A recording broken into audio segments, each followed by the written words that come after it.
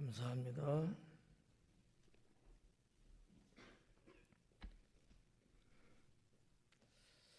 오늘 강해는 손을 댄 자가 되겠습니다. 어떻게 여러분 손 갖고 오셨어요? 안 갖고 왔으면 좀 빌려주려고. 오늘 제목이 손이에요. 손을 댄 자인데 이 말씀은 여러분들이 너무나 잘 알고 있는 말씀이기도 하고, 그렇지만 그냥 이렇게 쓱 지나가는 설교하고 또 강의하고는 또 좀 다르니까 말씀을 사모함으로 또 잘 듣고 여기에서 또 주님의 음성을 듣는 그러한 성도가 되기를 바랍니다. 40절 말씀에 예수님께서 돌아오심에 무리가 환영하니 이는 다 기다렸음이로라 그래요. 자, 예수님이 돌아오셨다 이렇게 첫 말씀을 하죠. 우리가 지난주에 봤을 때 예수님이 배를 타고 갈릴리우스를 건너가서 거라사 땅에 도착하고 거기에서 귀신 들린 자를 치료하잖아요. 근데 그랬을 때 사람들이 좋아하고 환영하고 더 있어주기를 원하고 이랬으면 훨씬 좋았을 텐데 그러진 않았던 거잖아요.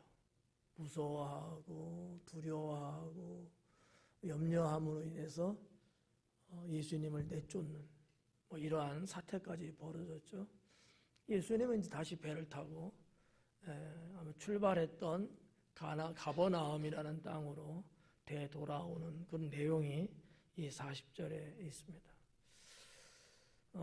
정황을 누가는 기록했겠습니다만 예수님께서 돌아왔다라고 하는 이 표현을 보면서 좀 글쎄 신학적이라고 할까 목회적으로 이렇게 해석을 해보면 누가가 왜 돌아왔다는 말을 굳이 앞부분에 기록을 했을까?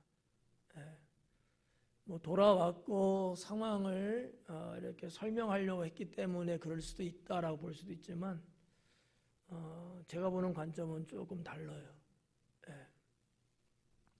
그 내용이 뭐냐 하면 가버나움에서 떠나서 갔다가 다시 돌아온 문제인데 이 사실은 이방인의 복음을 전하셨다라는 것을 역설적으로 강조하고 있는, 그러니까 어떠한 한 장소에 머물러 있으면서 복음을 전하는 것도 별 문제 없죠.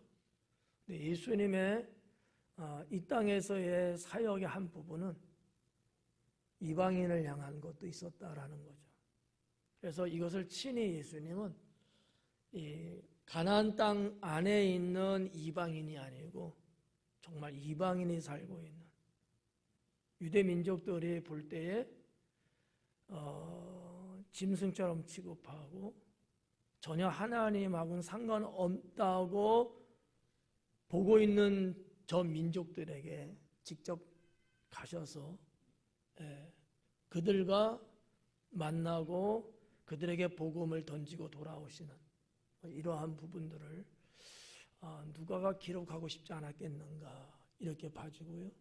이런 내용은 지난주에 제가 슬쩍 언급을 아마 했을 거예요.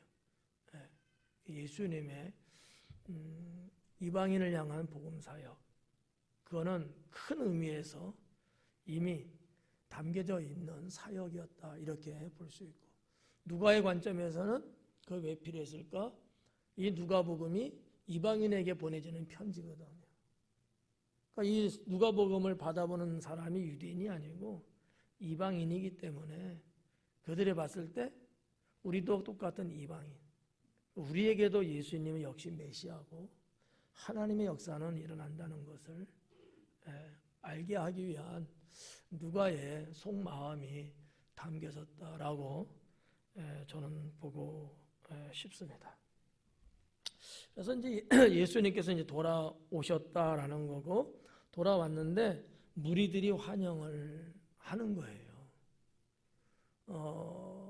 뭐 여러분들은 그 현장을 뭐 알지도 못할 거고 또 뭐 이렇게 스케치가 아마 안 될 겁니다만 제 머릿속에 남아있는 가버나움의 해변은 좀 다르죠.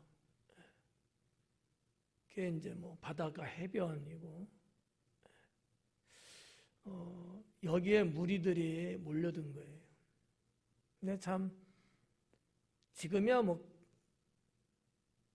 카톡도 있고 문자도 있고 연락할 수 있는 방법들이 다양한데 그 시대는 없잖아요. 그럼 뭐 예수님은 뭐 일종의 범선이죠. 바람에서 그런 배를 탔다고 하면 누구는 쾌속정을 타고 예수님 뭐 이렇게 행동을 추적하면서 다녔을까요? 아닐 거란 말이죠. 그런데 희한하게도 사람들은 이 가버나움 해변에 몰려드는 거예요. 예수님이 온다고 하는 뭐 기별을 어떻게 받았는지 모르지만 그런 거죠. 여기서 말하는 이 물이라는 단어가 보편적으로 많이 쓰는 그런 이제 뜻이거든요. 군중, 백성 등등으로. 그렇다고 봤을 때 이때의 이 무리들은 예수님을 추종하는 믿음의 사람들 또 제자들 그들만을 말하는 것은 결코 아니다라는 거죠.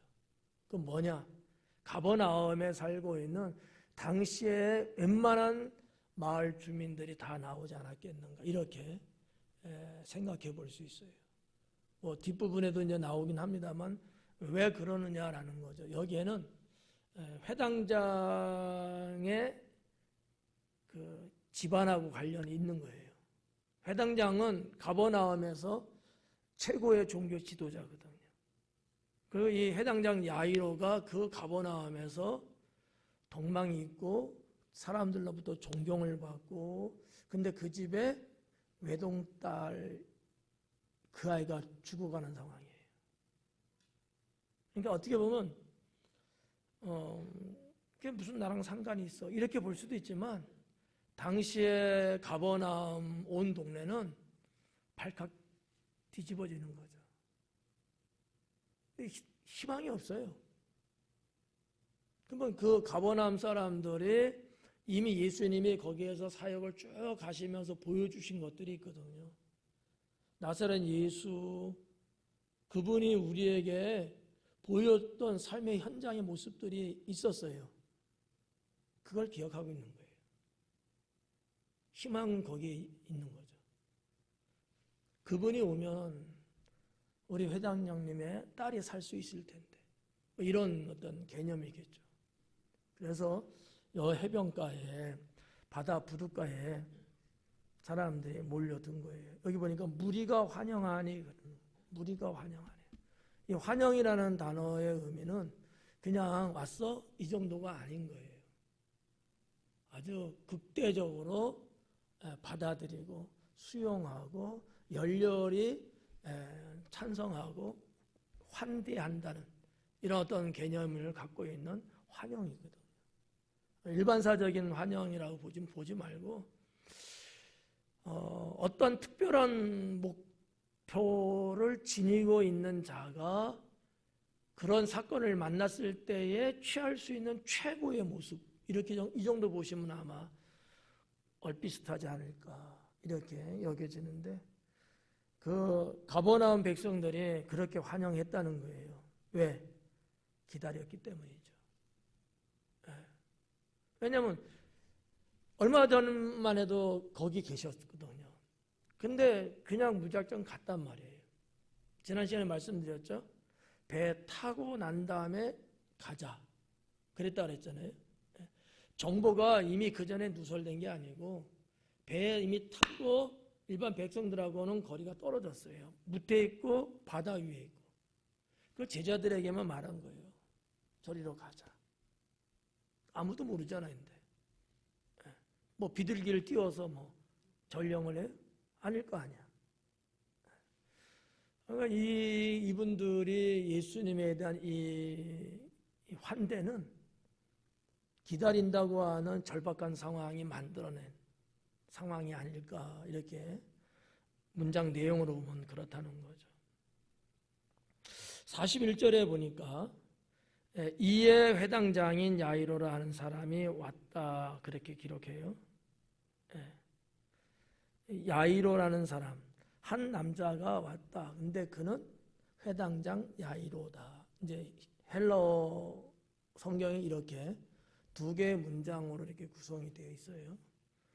뭐 우리 이제 성경은 이제 하나의 문장으로 이렇게 연결시켜 놨는데, 우리 성경에서 빠지고 있는 단어 하나가 있어요. 여기 보니까 이에 회당장인 야이로라 이렇게 되어 있잖아요. 원래 이제 헬라 성경에는 대이두 이렇게 나가거든요. 대라는 것은 그런데, 그러나, 뭐뭐와 뭐 이런 어떤 접속사고, 이두라고 하는 것은 보라라는 단어예요. 봐라, 이런 거. 야, 저기 봐봐, 뭐 이런 거 있잖아요. 근데 이 이두라는 단어가 빠진 거예요. 이런 사람이 있다. 그런데 야, 봐봐, 누가가 이렇게 말을 하는 거야. 그런 사람이 있어, 살고 있는데 이듀 그러는 거예요. 이건 무슨 어떨 때 쓰냐면, 이 단어는 주의를 이렇게 집중시킬 때, 흐트러진 어떤 사람들의 시선을 한 대로 모을 때, 관심을 집중시킬 때, 이럴 때 사람들의 이목을 끈다는 차원에서 이 이두라는 단어를 학문적으로 이제 썼던 시대였거든요. 누가는 그랬다는 거죠. 그러면 그런 사람이 있어, 그런 일이 있어, 뭐가 있어 그랬는데, 그것보다 더 중요한 게 뭐예요? 여기 회당장 야이로는 사람이 있어. 이게 지금 여기서는 가장 중요한 사안이다라고 볼 수 있다는 거죠. 회당장 야이로는 사람에게 지금 초점을 맞추고 있어요. 누가는 그 사람을 보라는 거죠. 그럼 뭐라 그랬어요? 예수의 발 아래에 엎드렸다, 그가. 이게 우리가 그냥 글로 볼 때는 별거 아닌 것 같지만 유대 사회에 있어서는 엄청난 사건입니다. 여러분, 방금 말씀드렸다시피 회당장이라고 하는 이 직책은 그 마을의 최고예요. 더군다나 유대인이잖아요. 유대인이 갖고 있었던 장소는 두 가지예요. 하나는 성전이고 하나는 회당이거든요. 성전은 옛날부터 내려왔고, 이것은 그냥 별 문제 없고 평범할 때 있었던 것이죠. 이스라엘 역사 속에 포로를 당하기 이전에까지 존재했던 거거든요. 회당은 그 이후에 성전이 없이 살아갈 수밖에 없는 그런 상황에서 그들이 하나님 앞에 모이기 위한, 민족이 흐트러짐을 막기 위한 뭐 이런 여러 가지로 회당이라는 것이 이제 발생했는데, 성전은 예루살렘이 하나밖에 없잖아요. 그러나 회당은 동네마다 세워졌거든요. 가버나움이라는 동네는 그 지역에서 제가 알기에는 가장 큰 마을이었을 거라고 저는 봐요. 예나 지금이나. 거기에 회당장이야. 어떻게 보면 성직자는 아니지만 책임자라는 거예요.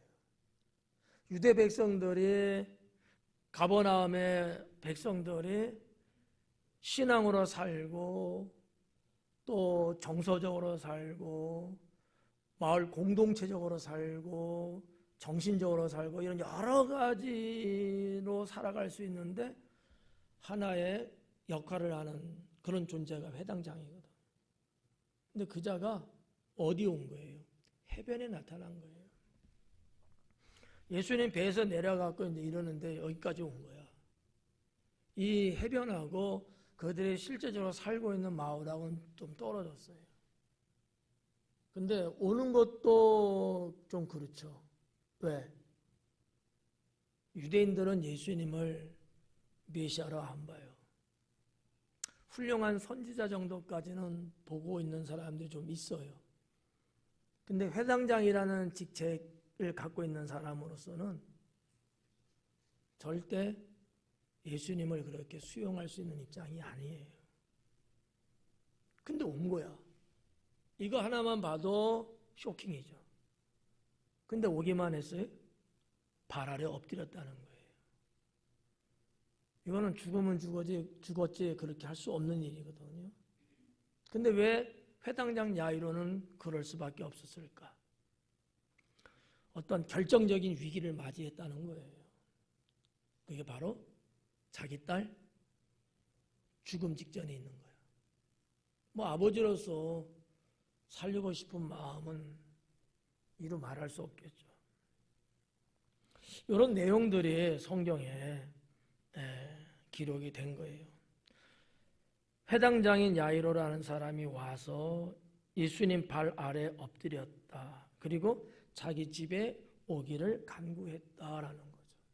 그러니까 예수님 모시고 가고 싶은 거예요. 가장 좋은 거는 시간적으로도 자기 딸이 같이 왔으면 참 좋았을 텐데, 그죠? 그렇게 같이 올 수 있는 상황도 못 된 거죠. 오려고 하면 뭐 못 오겠어요? 그 동네, 가버남이란 큰 동네에 최고의 지도자인데 말 한마디만 하고 부탁 하나만 해도 사람들이 돕지 않겠어요? 그렇게라도 올 수 없는 딸의 위중한 병세, 이렇게 생각할 수밖에 없는 거죠. 이따가도 이제 보겠습니다만은, 자, 이런 와중에 예수님이 가는데 어떤 일이 발생해요? 12년 동안 혈중 앓았던 여인을 만나게 되죠. 좀 딜레이 되는 거야. 그러는 와중에 또 기별이 와요.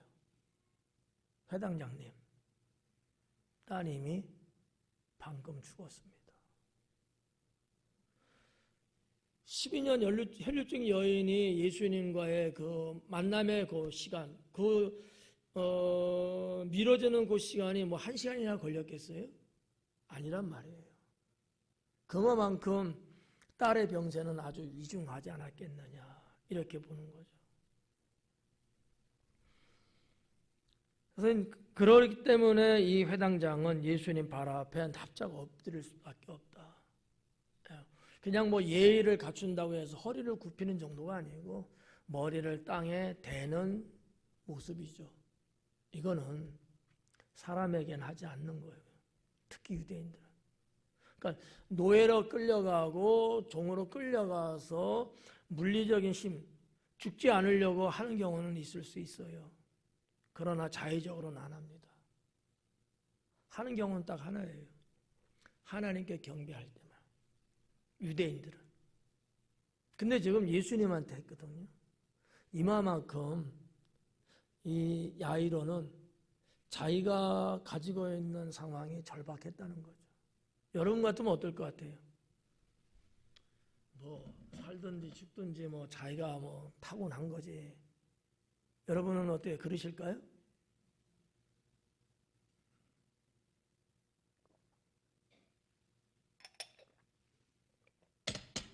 그럴 부모는 아무도 없겠죠? 뭐 나의 자존심이든 뭐든 뭐 집 밟는다 할지라도 내 자식을 살리는데 뭐를 못하겠어요. 지도자이지만 체면도 없는 거야. 이게 맞는 거예요. 이 정도라는 거지, 이 정도.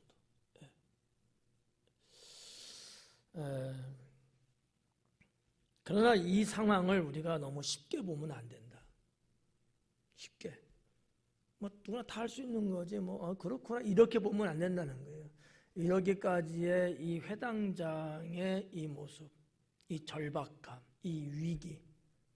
그럼에도 불구하고 용기 내서 예수님께 나와서 무릎 꿇고 얼굴을 땅에 댈 정도의 이 과감함, 이런 등등도 우리가 한 번쯤 이참에 생각해 보는 것도 나쁘지는 않다고 봐집니다. 자, 우리가 그래서 41절까지 이렇게 보는데 자기 집에 오기를 간구하니, 그리고 이제 42절에 이는 자기에게 12살 된 외딸이 있어 죽어 가밀어라. 여기 이제 설명문이죠. 그럴 수밖에 없는 거. 왜 회당장이라는 자가 이렇게까지 할 수밖에 없었을까? 그 이유가 42절에 기록되어 있는 거죠. 저는 여기 지금 이제 회당장의 사건, 뒤에 나오는 혈류증 여인의 사건, 한번 생각을 한번 해봐요. 혈류증 여인도 결과론적으로 어때요? 병을 고침받잖아요. 또 회당장 야이로의 딸도 결국은 어떻게 돼요? 죽음에서 살아나지 않습니까? 만약에 예수님이 거라사 땅에서 계속 머물러 계시고 거기서 하루 이틀 더 가고 3일 이렇게 이런 식으로 만약에 계셨더라면 이 두 사건의 그 당사자들은 뭐 고침받고 살아나고 가능했을까요? 어떻게들 생각하세요? 멀뚱멀뚱? 불가능해요. 세상의 모든 것들은 다 때가 있거든요. 전능하시고 모든 걸 다 하시는 예수님이지만 예수님하고 연결되는 고리가 없이 그냥 살아가는 존재에게는 주님의 그 어떤 능력도 안 나타날 거 아닙니까? 딸이 살아나고 혈류증 여인이 고침받았던 이유는 예수님을 만나고 예수님의 은혜를 입어서 가능한 것 아닐까요?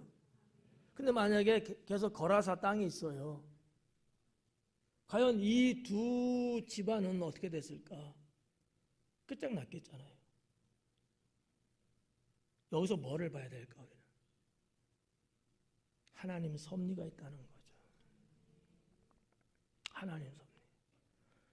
여러분들의 성경 말씀을 조목조목 학문적으로 또는 신학적으로 하나씩 알아가는 것도 대단히 중요하지만 성경을 통하여 담고 있는 하나님의 뜻이 또 뭘까? 이게 중요하거든요. 저는 그거를 여러분께 드리고 싶은 거예요. 하나님의 섭리가 여기 만약에 없었더라면 이 두 집안은 죽음으로 끝났고 어떻게 뭐 회생이 안 되는 거예요. 그러면 왜 이런 하나님의 섭리가 그들에게 예수님 어떻게 보면 예수님 조금 뒤끝이 좀 그렇잖아. 갔는데 귀신 쫓아내줬는데 돌아온 건 뭐예요? 문전박대처럼 쫓아내갖고 결국은 배 타고 다시 돌아온 거잖아요. 자존심 문제야. 이거 참 창피한 거 어떻게 보면 아주 속상하잖아요. 여러분 같으면 안 그러겠어요? 내가 가서 뭐 나쁜 일 한 것도 아니고 선을 베풀고 자기 민족 자기 백성 이렇게 고쳐주고 이랬는데 고맙다는 말은 못할지언정 나를 쫓아내? 이렇게 여기까지 보면 현상학적으로 매우 불쾌할 수밖에 없는 거잖아요. 이런 일들이 우리 삶 속에 있거든요. 어때요? 저는 있다고 보는데 여러분은 어떻게 보셔요? 있다고 봐요? 없다고 봐요? 있다고 봐줘요? 네. 그 뒤에 부분을 그 다음에 보라는 거죠. 이게 과연 사람의 일이었을까라는 거죠. 하나님의 저들을 살리기 위해서 거라사 사람들을 쓰신 거야. 쫓아낸 거야. 예수님은 그냥 자연스럽게 가셨고 이렇게 된 거잖아요. 그러면 하나님의 이와 같은 섭리와 역사가 어떻게 해서 가능해졌느냐라는 거죠. 복음을 전하기 위해서 거라사 땅에 갔어요. 근데 어떻게 보면 되돌아온 거거든. 근데 이걸 역사로 본다면, 섭리라고 본다면 이런 일이 왜 일어날 수밖에 없었을까라는 거죠. 회당장 야이로의 믿음과 혈류증 여인의 믿음이 예수님을 불러들일 수 있게끔 했다는 거죠. 하나님의 섭리를 만들어냈다는 거예요. 이와 같은 일들은 오늘날 여러분의 삶 속에도 일어나고 있다는 사실이죠. 네. 어떻게 보면 제가 보는 관점에서는 우리 주님의 움직임은 우리가 가지고 있는 믿음의 나침판에 의해서 움직일 수 있다. 이렇게 볼 수 있다는 거예요. 전혀 내 상황이 아니고 전혀 뭐 될 일도 아니고 가능성도 없고 막 이렇지만 하나님 앞에 나의 믿음이 통하면 아무것도 발생할 수 없는 상황이지만 하나님은 섭리하신다는 거죠. 그렇잖아요. 우리가 정황을 보면 그러지 않아요? 그게 무슨 옆 동네도 아니고 제가 말씀드렸죠. 그 갈릴리 호수를 가로지르는 직선거리만 해도 9km에서 10km 돼요. 여러분 뭐 모터보트를 타고 갑니까? 아니잖아요. 시간이 걸릴 수밖에 없는 거죠. 여러 가지 정황을 봤는데 예수님은 거기까지 의도해 가셨어. 저 건너편 가자 갔는데 그런 일이 벌어졌는데 우리 마음 같으면 아이고 저 사람들 뭐 하는 짓이야. 예수님 가는데 저렇게 박대할 수 있어? 이게 우리의 마음이야. 근데 그 상황을 만들어낸 게 뭘까? 저쪽에서 생명을 살리기 위한 믿음이 하나님 앞에 상달된 거예요. 그러니까 하나님께서 예수님의 그런 발걸음을 다시 옮기게 하신 것라고 볼 수 있다는 거죠. 이런 일들이 우리의 삶 속에도 있다라는 거예요. 그걸 본인들이 몰라서 그렇지. 영적으로 민감하고 정말 더 깊이가 있는 믿음의 삶을 살다 보면 그런 게 느껴지고 그런 게 보이죠. 그러니까 하나님 말씀이 뭐예요? 범사에 감사하라. 늘 기도하라는 거예요. 여러분 감사든 기도든 이게 무엇이 가능하게 합니까? 믿음이라는 것이 가능하게 해주는 거거든요. 이런 게 하나님 앞에 상달되고 하나님이 그것을 귀하게 여기시면 전혀 예상할 수 없고 기대할 수 없는 상황이지만 정말 하나님은 세상을 바꿔서라도 은혜를 베푸신다는 거죠. 이런 것들을 우리가 성경을 통해서 보자라는 거예요. 그러면 여러분 삶에 되게 절망적이에요? 희망적이에요? 희망적이죠. 걱정할 게 없잖아요. 필요한 게 뭐 하나 딱 필요할 텐데 뭐죠? 그 믿음이죠. 계속되는 주님을 향한 믿음이죠. 네. 여러분의 믿음과 여기 혈류증 여인이나 백부장 야이로 믿음과 누구 믿음이 더 좋은 거예요? 그렇죠. 여러분의 믿음이 더 좋죠. 뭐 이렇게 하고 가야지 뭐. 이 부분을 여기서 보고 넘어가자. 야이로의 사건은 일단 여기서 이제 접고 넘어가는 거예요.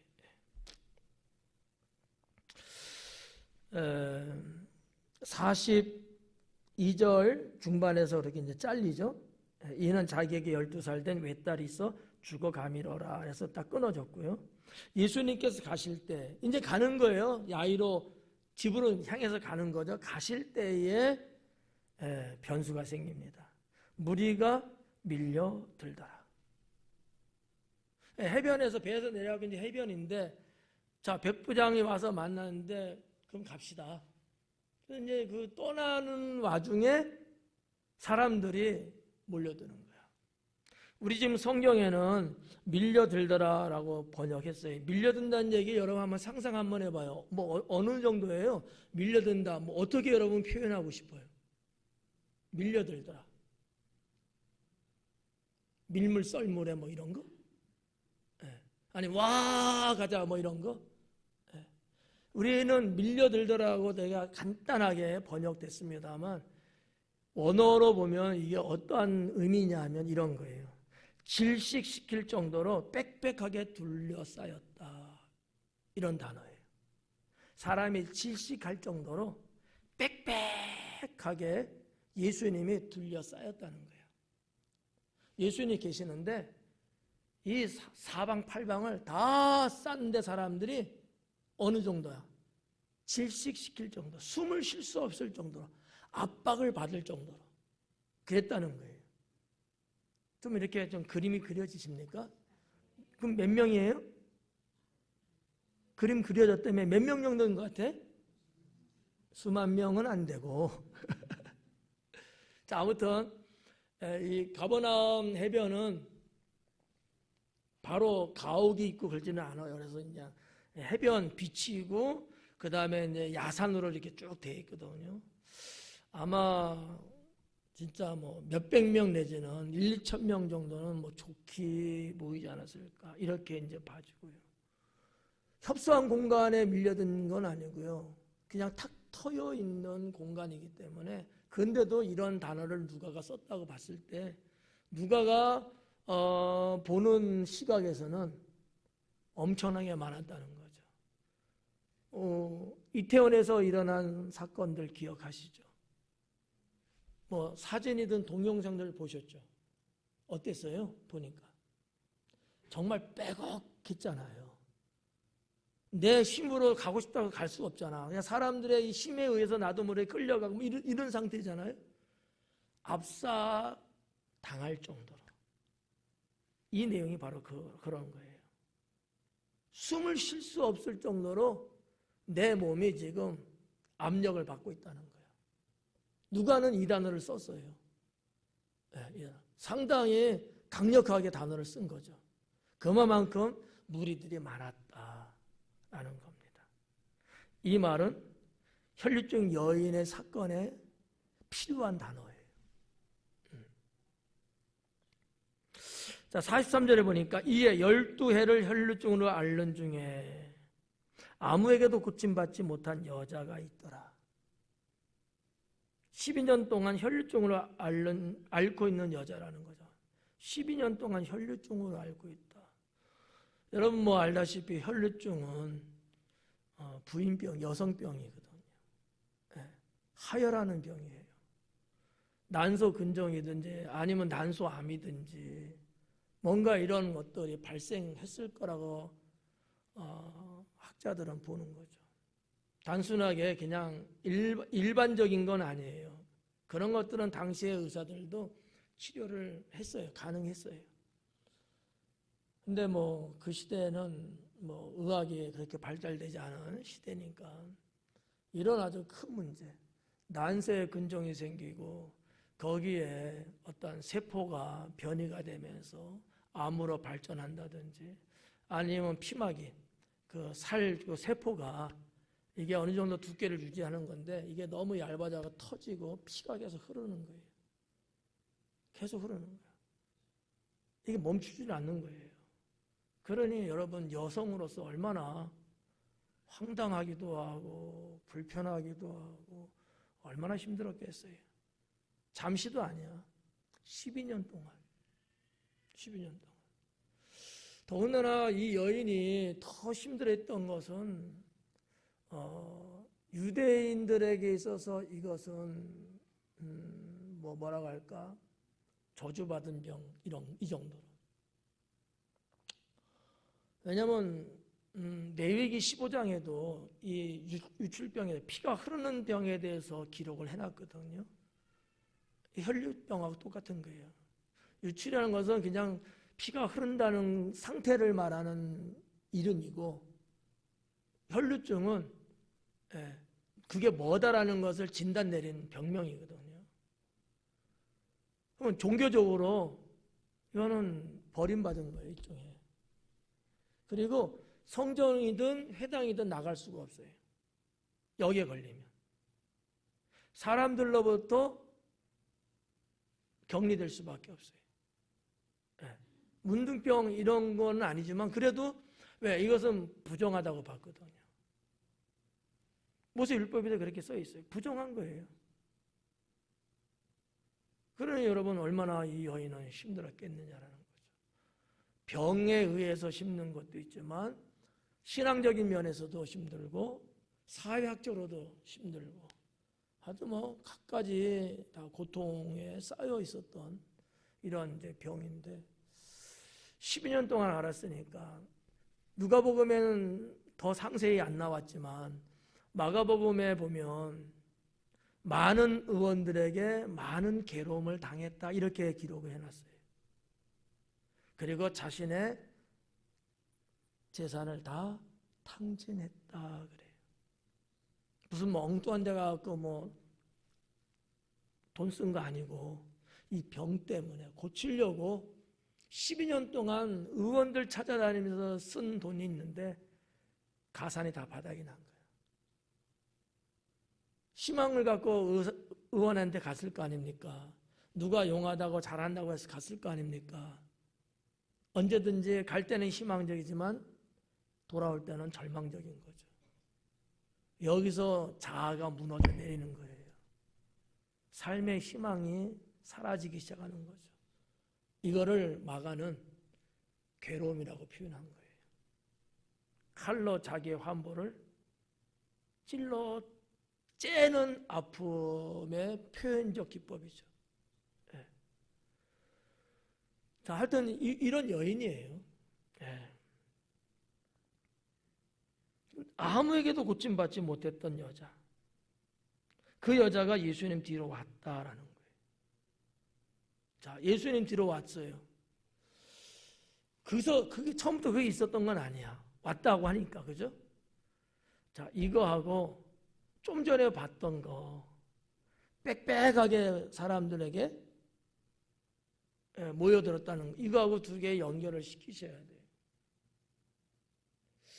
이 여인은 체구가 어땠을까? 건강 상태는 어땠을까? 여러 가지로 한번 예측해 본다면 12년 동안 피를 계속 하혈했기 때문에 아마 상당히 말랐을 거다. 근데다가 여자이고 힘은 없어서 기력이 없으니까 이 빽빽하게 밀착되어 있는 이 사람과 사람 사이 인간띠를 뚫고 들어왔다? 여러분 같으면 어때요? 가능하겠어요? 비켜! 막 이러고 그 힘이나 있으면 좋지. 그게 안 되고 더군다나 자기 가버나움에서 자기가 어떠한 자라는 것을 아는 사람은 알 수도 있어. 이게 만약에 민중 속에서 군중 안에서 이게 발각되면 사람들한테 매를 당할 수도 있고요. 돌에 맞아 죽기도 해요. 부정한 여인이거든, 하나님 앞에. 이거를 무릅쓰고 온 거야. 그 따닥따닥 붙어있는 떼어지지 않는 인간띠를 해치고 예수님 앞까지 왔다는 이 사실 하나가 누가를 통해서 우리는 느껴야 될 부분이 있다는 거죠. 여러분 오늘 교회 오실 때 어떻게 오셨어요? 빽빽한 상황에서 오셨어요? 아주 편안하고 자유스럽게 오셨죠? 얼마나 하셨어요? 행복했겠네. 이 여인에 비해서는. 이 여인은 어떻게 보면 죽음을 무릅쓰고 죽음을 각오하고 왔을 거예요. 내가 그러다가 발각되고 그러면 죽을 수도 있겠다. 이렇게 죽나 저렇게 죽나 해보자 하고 왔을 거라는 거죠. 그렇잖아요. 이런 부분들 우리가 한번 좀 곱씹어 보면 도움이 됩니다. 신앙적으로도. 그래서 아무에게도 고침 받지 못했던 여자, 그가 예수님 뒤로 왔다. 그리고 그의 옷가에 예수님 옷가에 손을 댔다라고 하는 거예요. 저는 이 여인이 예수님 옷가에 손을 댔을 때는 한 3가지 정도가 있지 않았겠는가 이렇게 봅니다. 하나는 소망이에요. 희망이죠. 나도 예수님 만나면 그분이 죽은 자도 살리고 귀신도 내쫓고 각색 질병도 고쳤다고 하는데 내가 듣기에는 나도 저분을 만나면 살 것이다라는 또 다른 또 희망을 갖게 된 거지. 어느 의원을 만나고 어디 사는 의원을 만나면 내 병이 고칠 거라는 희망이 있었는데 계속해서 불발탄이었거든. 이번에 예수님에 대한 희망도 아마 거의 비슷하게 접근했을 거예요. 절망할 수도 있는 개연의 여지가 있긴 있어. 그렇지만 이 여인에게 그 소망이 있지 않았겠느냐라는. 그 소망 없이 올 수 있겠어요? 1차적으로는 소망이 있는 거예요. 100번 안 돼서도 2번은 되겠지. 또 안 되면 2번은 또 되겠지. 이런 희망이 있잖아요. 두 번째는 믿음입니다. 예수님에 대한 믿음이에요. 뭐 예수님하고 뭐 통성명을 하고 뭐 만나서 식사를 하고 이런 건 전혀 없는 여인이에요. 단지 하나 예수님에 대한 소문만 들었던 거지. 근데 그 소문이지만 그런 예수님에 대한 믿음을 갖고 왔다. 희망만 있다고 올 수는 없어요. 믿음이 있기 때문에. 네. 세 번째는 이 여인에게는 용기가 있지 않았겠느냐. 용기. 여러분 다 믿음이 있으시죠? 용기는 어때요?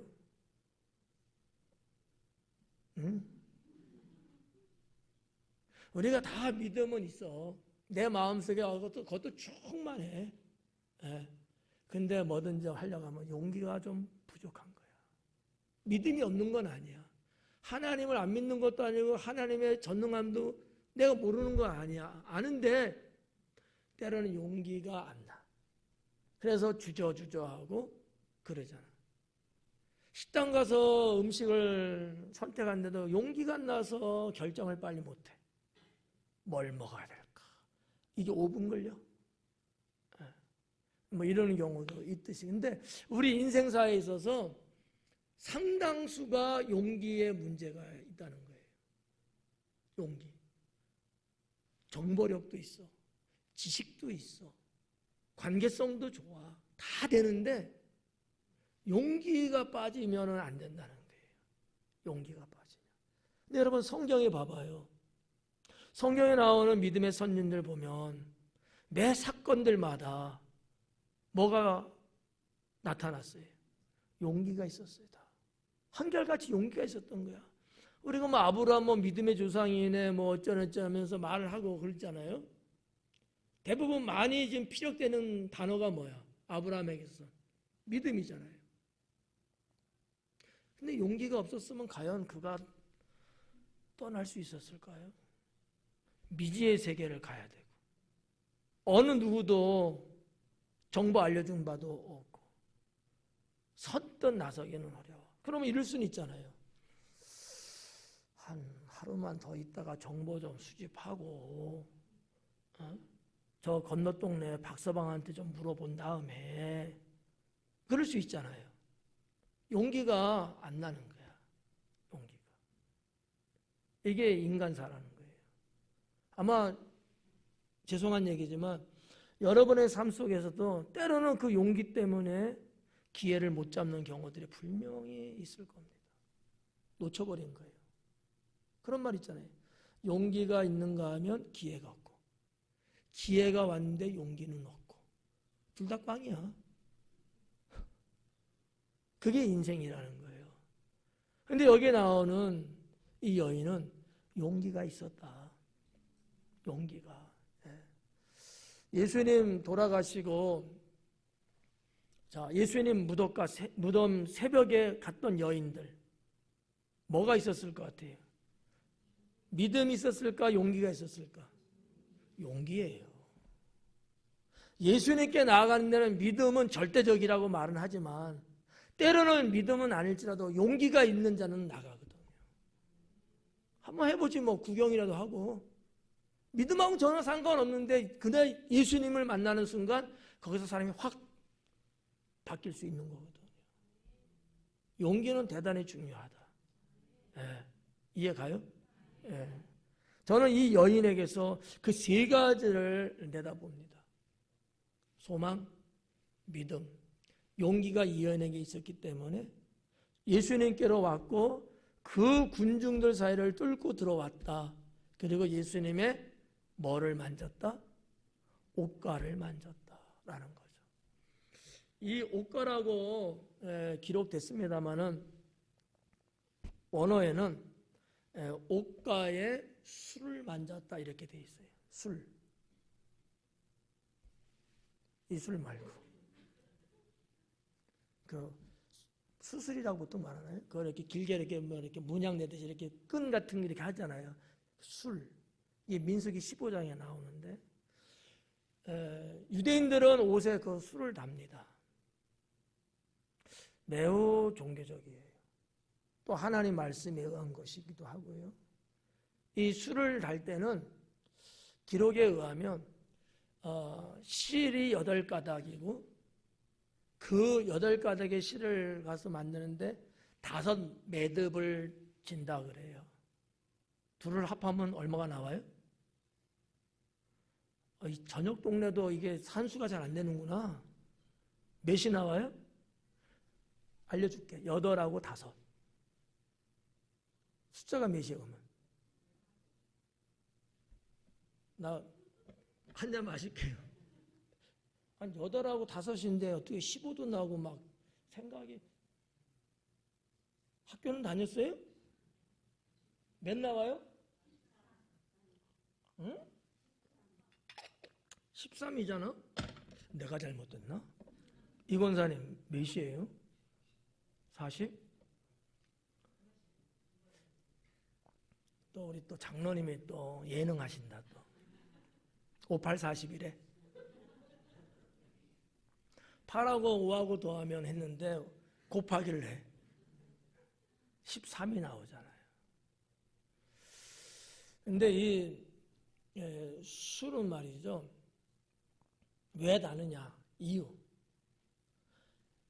유대인들이 하나님 말씀을 기억하고 세상을 쳐다보지 말라고 해서 달았다는 거예요. 술 단 이유가. 근데 이렇게 지금 우리들이 이렇게 딱 달라붙는 옷이 아니고 유대인들은, 중동에서의 그들은 마치 뭐 포대자루 뒤집어 쓰듯이 그렇잖아요. 그리고 이제 외투가 있거든요. 항상 바람에 날려요. 이런 식으로. 괜찮았어? 보여요. 그죠? 술이 항상 눈앞에 이렇게 아른거려요. 그걸 볼 때마다 하나님 말씀을 기억하는 거예요. 그리고 뭐는 보지 않는다? 세상은 보지 않는다. 이런 어떤 종교 신앙적인 게 그 술단의 의미가 있다라는 거죠. 그러니까 유대 백성들은 뭐 이것저것 다 떠나서 1순위가 여호와 하나님의 말씀에 대한 절대적인 거거든요. 이 술이야. 근데 예수님 당시에 유대인들, 바리새인들이 이 술을 다 옷에 술이 있잖아요. 근데 그 시대는 사람들이 외식하고 형식하는 자들이어서 이 술을 더 크고 더 길게 그러면서 입고 이렇게 다 나와 이러는 거예요. 왜? 나 경건한 사람이야 이런 거지. 나는 경건한 사람이야. 그러니까 당시에 이런 것들은 종교적으로 경건하다는 것, 거룩하다는 것들을 표현하는 또 방법이기도 했다라고 하는 것이죠. 근데 문제는 이 술은 아무나 만질 수가 없다라는 거예요. 만질 수 있는 사람은 누구냐? 가족. 그 외의 사람은 만지지 않는 게 불문율이에요. 근데 지금 누가 만지는 거야? 혈중 여인이. 누구 옷의 술을? 예수님 옷의 술을. 예수님은 그래도 그 당시에 상당히 격이 있고 우리가 범접할 수 없을 정도의 그런 분이라고 당시 사람들 인정했잖아요. 심지어 바리새인들조차도 예수님은 거룩한 자까지도 봤거든요. 경건하다고 봤단 말이에요. 근데 지금 혈류증 여인은 나는 부정한 여인이야. 근데다가 남정네 남자의 술을 만져, 내 가족도 아닌데 여러 가지로 봤을 때 이거는 천부당 만부당한 거야. 근데 이 여인은 그 술을 만진 거야. 뭔가 이게 정신세계가 잘못됐어. 그죠? 여러분 같으면 만질 것 같아요? 안 만질 것 같아요? 또 머릿속으로 계산한다. 저한테 물어봐요. 당연히 만져야지. 내가 살아야 되는데. 그러니까 이 여인은 그 술을 만지면서 이게 추론하는 거예요. 옷을 덥석 잡으려다가 못 미쳐서 술을 딱 잡은 건지 뭔지는 모르겠지만 제가 볼 때는 그건 아니고 의도적으로 술을 만지지 않았겠냐는 거지. 그거는 하나님의 말씀과 세상을 떠난 거룩한 경건의 의미가 있는 것을 다 알아, 유대인들은. 거기에 하나님의 역사가, 하나님의 은혜를 입을 수 있는 거라고 이 여인은 아마 판단하지 않았겠느냐라는 거죠. 그래서 밀치고 밀리는 상황이지만 이 여인은 예수님의 옷가에 술을 만진 거예요. 우리들 그런 게 있잖아요. 좀 종교성을 갖고 하면, 뭐 어디 이렇게 가면 뭐 누구 배를 만지면 뭐 배 풍성한 부자가 된다. 맨날 그게 만져가 그게 반짝반짝반짝하더라고. 뭐 누구 또 동산 가면 뭐 발바닥 그 발등만 만져갖고 얼마나 반질반질한지 또 몰라. 뭐 이런 것들처럼 사람들은 어떤 종교성을 갖고 뭔가 그런 게 있잖아요. 유대인들은 상당히 종교성이 강합니다. 좀 흔하게 말해서 종교성이지, 좀 더 다른 말로 말하면 신앙심이 엄청납니다. 그리고 유대인들은 하나님의 은총을 엄청 바라는 민족들이에요. 내가 뭐를 잘했든 못했든을 떠나서 언제나 하나님이, 왜? 선민사상이 있잖아요. 선민사상. 그렇지 않아요? 못된 자식들이요, 자기 하는 짓거리는 생각도 않고요, 아유 우리 엄마는 나밖에 없어, 우리 아버지는 나를 그냥 최고로 여겨주셔, 이렇게 생각한다니까. 어떻게 보면 유대인들이 비슷한 유형의 삶을 살았다는 거죠. 이 여인도 아마 그래서 만지지 않았겠느냐, 이렇게 볼 수 있다라고 저는 생각해요. 자, 아무튼 그 만지는 것 자체도 믿음 없이는 안 만졌겠죠. 그렇잖아요. 뭔가 믿는 게 있으니까 만진 거 아니에요. 믿으니까. 자, 여기서 우리 한번 생각하고 넘어가자. 생각이라는 게 얼마나 중요하냐. 혈류증 여인은 무대포로 그냥 어떻게 하다 보니까 덥석 만진 건 아닐 겁니다. 생각을 했을 거예요. 그죠? 혈류증 여인은 생각한 거예요. 좀 전에도 슬쩍 언급했지만, 내가 예수님의 다리 발목은 못 잡아도 술을 잡는 건 아무도 모를 거 아니야. 슬쩍 잡으면 되니까 저거라도 잡자, 이런 어떤 뭔가 생각을 하고 이 혈류증 여인은 행동했을 것이다 라고 본 거죠. 여러분, 생각은요 창조를 하게 만듭니다. 생각은 창조성이 있어요. 우리가 살고 있는 이 지구를 여기까지 발전시켜 왔던 사람들은요 다 생각하는 사람들이었다는 사실이죠. 생각하지 않는 사람은요 창조가 안 돼요. 생각 없이 사는 사람은요 그냥 소멸성입니다. 여러분은 어때요? 생각하며 사셔요? 생각 말 안 할게. 그 다음에 생각하며 사셔야 돼요. 정말 중요한 거예요. 생각하며 살자는 거지. 생각이 죽었든지 없으면 살지 못합니다. 사람으로서. 하나님의 창조물 중에 가장 위대한 게 사람이라고 말하잖아요. 하나님은요 생각 없으신 분이 아니에요. 우리는 그 하나님을 닮은 자들이거든요. 그럼 우리도 당연히 생각하는 사람들이죠. 그럼에도 불구하고 생각 안 한다? 여러분 예배 나오실 때 생각하고 나오셨어요? 생각 없이 나오셨어요? 생각하고 나오셨죠? 나 안 보잖아. 생각하고 나오셔야 돼. 내가 하나님께 예배 드리러 간다. 내가 갈 때는 언제까지는 내가 도착한다. 내가 가서 오늘만큼은 내가 더 하나님 앞에 진중하게 예배를 드려야 되겠다. 이런 생각을 다 하고 나와야 되는 거야. 근데 생각 없이 무의식적으로 그냥 온 거야. 그럼 무슨 예배가 되겠어요? 거기에 무슨 생명력이 있겠냐고요. 아무것도 없죠. 생각은 창조한다 라는 거. 그러면 일반적으로 그런 거예요. 일반적으로 생각은 창조케 해요. 그럼 믿음의 생각은 어떨까? 여러분 다 믿음의 사람이니까. 저기는 좀 생각은 창조한다 그래. 저 동네. 이 동네는 믿음의 생각이야. 아 너무 좋다. 믿음의 생각은 어때요? 그러면 답이 안 날 줄 내가 알았어. 하나님을 움직이게 한다. 믿음의 생각은요, 하나님을 움직이게 해요. 네. 아까도 하나님 섭리 역사 말씀드렸잖아요. 믿음의 생각이 하나님께 상달되니까 하나님이 긍휼히 여기시고 움직이시는 거야. 그전에는 하나님 안 움직입니다. 우리가 생각하는 사는 것도 매우 중요하지만 특히 믿음의 생각을 할 때 하나님은 일하십니다. 매사에 모든 것도 여러분 그렇게 보셔야 돼요. 우리 잘하는 거 있잖아요. 우리 교회에서 무슨 행사하면 특히 날씨 놓고 기도하고 그러잖아요.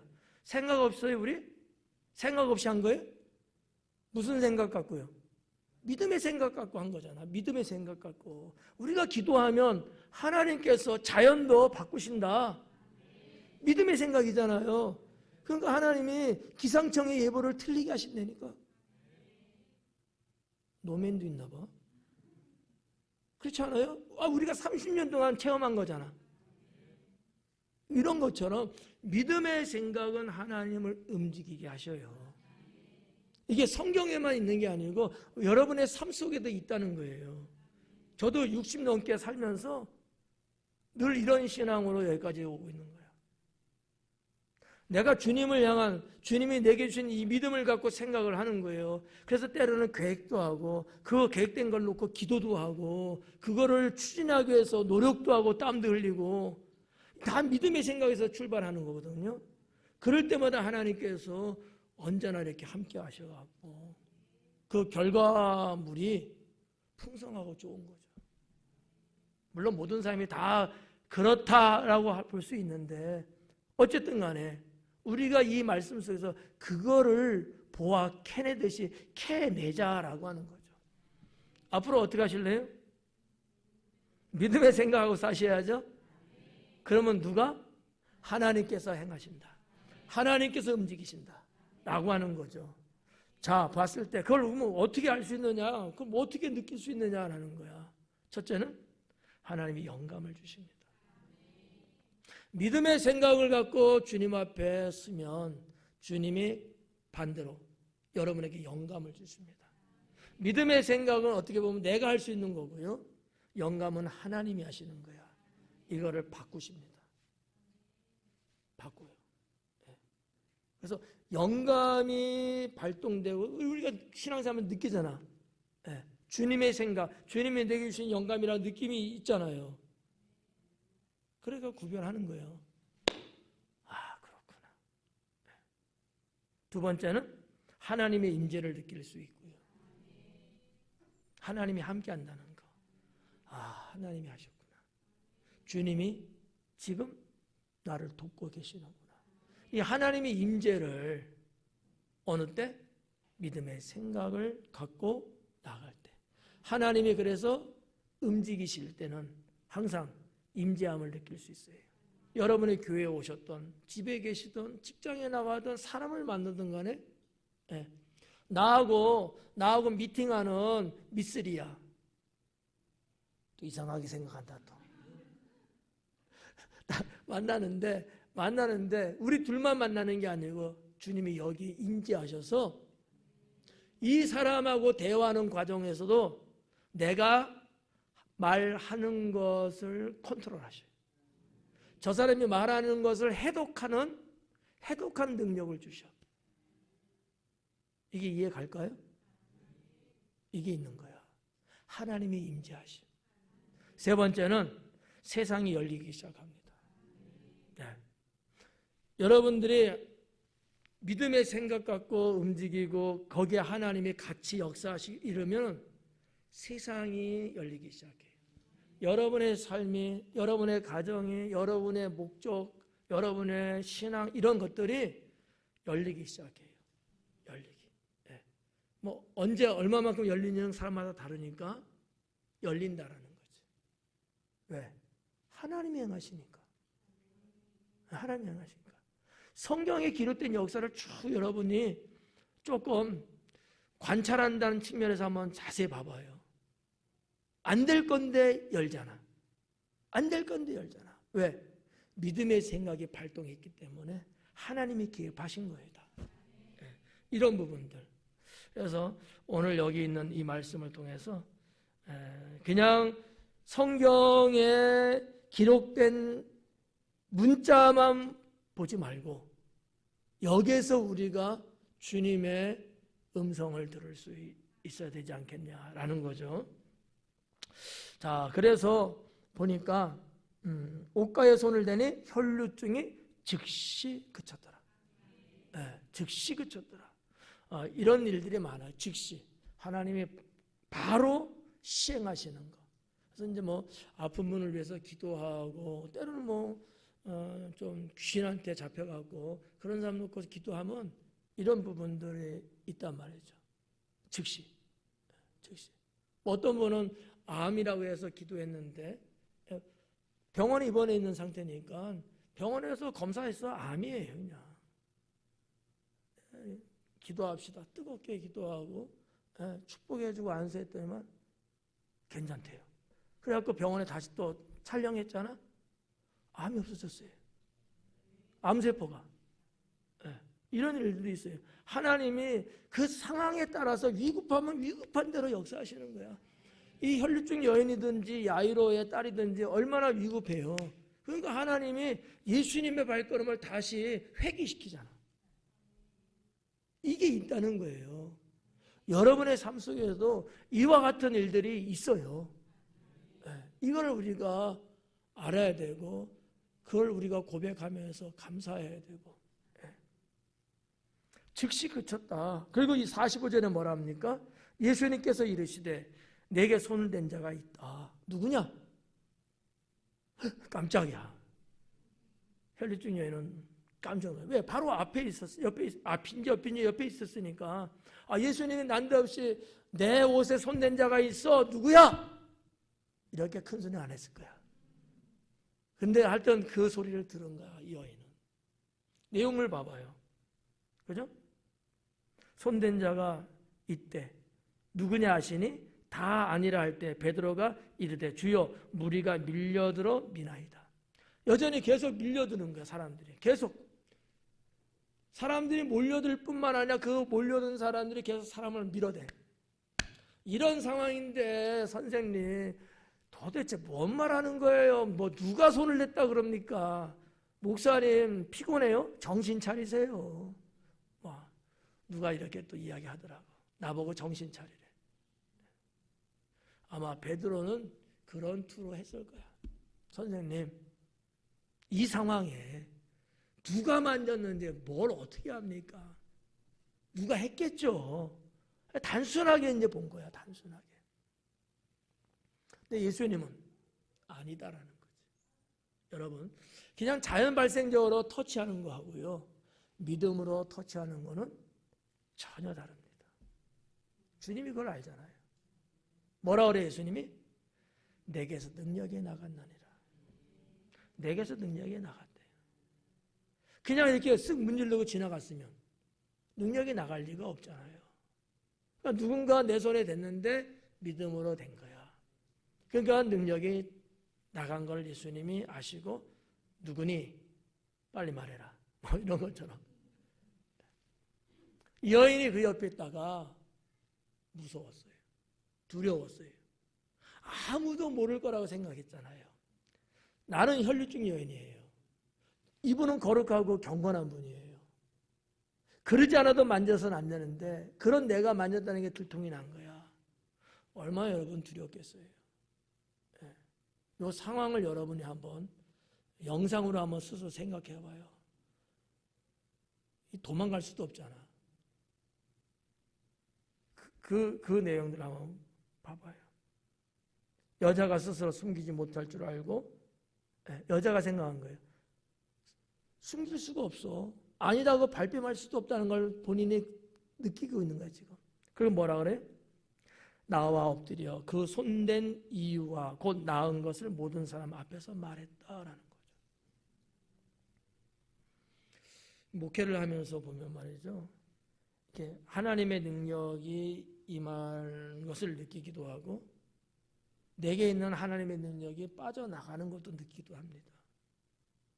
설교도 그렇고 누구 또 안수기도 해줄 때도 그렇고 어떨 때는 이렇게 상담 대화할 때도 똑같은 현상들이 일어나요. 그럼 알죠. 근데 어떤 분은 전혀 없는 사람도 있어. 그럴 때는 내가 아무 말 할 수가 없어. 그냥 건강관리 잘하세요 이렇게. 근데 벌써 성령께서 역사하는 게 딱 느껴지면 걱정하지 마세요. 하나님이 치료하셨네요. 있는 그대로야. 아니까. 근데 어떤 분은 정말 없어. 마음 아프게. 냉랭해. 근데도 거짓말할 수 없잖아. 그냥 건강관리 잘하세요. 그럴 수밖에 없는 거야. 더 기도하죠. 뭐 이 정도. 근데 능력의 역사가 이렇게 느껴지면 집사님 걱정하지 마세요. 하나님이 손댔어요. 네. 그러니까 나 같은 무자도 그런데 우리 예수님이 그걸 몰라요? 다 아시죠? 내게서 손댄 자가 있다. 내게. 왜? 내게서 능력이 나갔다 이거지. 네. 여러분도 오늘 말씀의 제목이 여기 있는 거예요. 손을 댄 자. 나만 될까? 손 갖고 왔어? 안 갖고 왔어요? 갖고 오셨죠? 손을 대는 거야. 어디다가? 저한테 말고 예수님께. 주님께 여러분의 손을 딱 대면. 네. 이게 엄청난 영적인 거예요. 그렇게 하나님 믿네, 뭐 하네, 어쩌네 이런 분들도요. 이런 노하우가 없는 분들이 많아요. 이런 어떤 실제적인 영적 생활을 못하는 분들이 많아. 언제나 손을 못 대. 이래. 용기를 내서 이 여인처럼 손을 탁 대면 주님의 능력이 여러분의 삶에 임한다고요. 아셨죠? 제가 말씀드렸잖아요. 어디 아파요? 여러분 손 대요. 기도하세요. 그러면 주님이 하시는 거죠. 뭐. 안 되면 말고 주님이 하셔요. 믿음의 생각을 갖고 여러분의 이 여인처럼 손을 대면 하나님이 하시죠. 그게 우리 신앙 아니에요? 네. 오늘 말씀에서 이와 같은 것들을 우리가 갖고 가자라는 얘기입니다. 자, 그리고 이제 48절 마지막에 보니까 예수님께서 이르시되 딸아 내 믿음이 너를 구원하였으니 평안히 가라 하시더라. 여기서 예수님께서는 이 여인에게 따라 그래요. 이게 혹격이거든요. 역격이거든요. 따라 그래. 이게 별거 아닐 수 있는데 이 여인에게는 엄청난 평안함입니다. 왜냐하면 지금 주변 사람들이 다 알게 됐어요. 그럼 옆에 있는 뒷집 아저씨도 앞집 아저씨도 아저씨야. 그렇지만 야단칠 수 있고요. 저분들이 나를 공격할 수 있다고 하는 위기를 느낄 수밖에 없어요. 내가 부정한 여자잖아요. 그러니까 예수님이 이 여인을 향하여서 따라 부드러운 주님의 음성을 줬다는 얘기는 주변 사람들이 이 여인에 대해서 아무 말 하지 말라는 거야. 방어막을 딱 쳐버리는 거예요. 이게 대단하다는 거예요. 우리 예수님의 이러한 사랑이 엄청나다는 거예요. 그러면서 뭐라 그래요? 내 믿음 너 구했는데 어떻게 가라고? 평안하게 가래. 아니 예수님이 평안하게 가라고 예수님 때문에 모여든 사람들인데 그 말을 듣고서 해꾸지 할 수 있어요? 할 수 없죠. 평안히 가래요. 그러니 여인이 얼마나 마음이 풀렸겠냐고요. 두려워서 발발발 떨고 이러는 여인이었는데 상태가 이게 싹 눅눅듯이 녹아버리는 거야. 뭐 병이 난 것도 너무 좋겠지만 이런 모든 두려움에서 자유를 얻기 시작한 거예요. 이게 주님이 주신 은총이 아니고 뭐겠느냐라는 거죠. 그러니까 여러분 우리가 이런 거 배워야 돼요. 때로는 우리가 인간관계에 있어서도 잘 가! 이러지 말고 좀 이렇게 사랑스럽고 부드럽게 그리고 때로는 지혜롭게 좀 위로와 평안함을 주는 그런 어떠한 용어를 때로는 필요하게 사용도 하면서 하면 훨씬 상대방 입장에서는 좋죠. 예. 알았슈 가요. 이제 말고 집사님 잘 들어가세요. 싫어? 싫잖아요. 장로님 곱셈하지 말고 덥셈하세요. 뭔가 이렇게 좀 친근감 있고, 예수님은 지금 이 여인에 대해서 사실 모르잖아. 그럼에도 불구하고 마치 가족같이 대해주시는 거예요.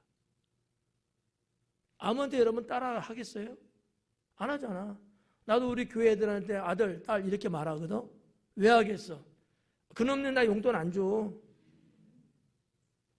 가족 같은 마음이지.